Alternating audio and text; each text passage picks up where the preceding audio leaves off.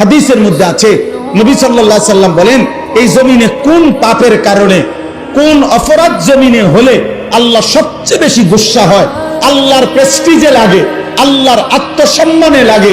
খোদার কসম, নবী বলছে, কোন বান্দা জমিনে যখন কোন নারী পুরুষ জিনা করে, ব্যভিচার করে, তো আল্লাহর প্রেস্টিজে, আত্মসম্মানে, আল্লাহর গায়রতের মধ্যে সবচেয়ে বেশি আঘাত লাগে। মালিক আমার বেশি গুসা হয়, মালিক আমার বেশি রাগ হয়।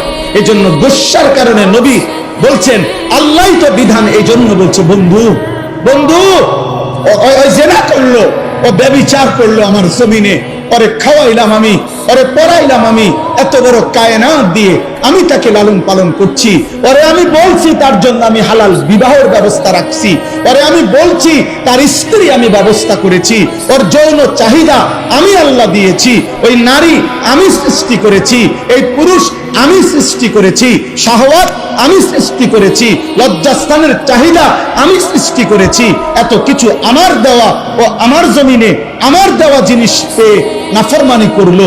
আল্লাহর নবীকে আল্লাহ বলছে, বন্ধু খবর লাগান, এটা যদি বিবাহিত পুরুষ এবং নারী হয়, এই জেনাকার পাথর মাইরা মাইরা ফেলেন, পাথর মারে জাগাত পরে আমি বিচার করবো, আবার পরে আখিরাতে। এখন ওয়ালিয়াশহাদ আযাবাহুমা তাইফাতুম মিনাল মুমিনিন, সমস্ত এরকম মজমায় ইমানদার মানুষের সামনে খোলা ময়দানে ওপেন প্রকাশ্যে পাথর মাইরা ওগুলার মাইরা ফেলে। আর অবিবাহিত পুরুষ নারী হলে 100 করে চামড়ার বেত্রাঘাত করেন, যেন এক এক বাড়িতে 100 বছর মনে থাকে।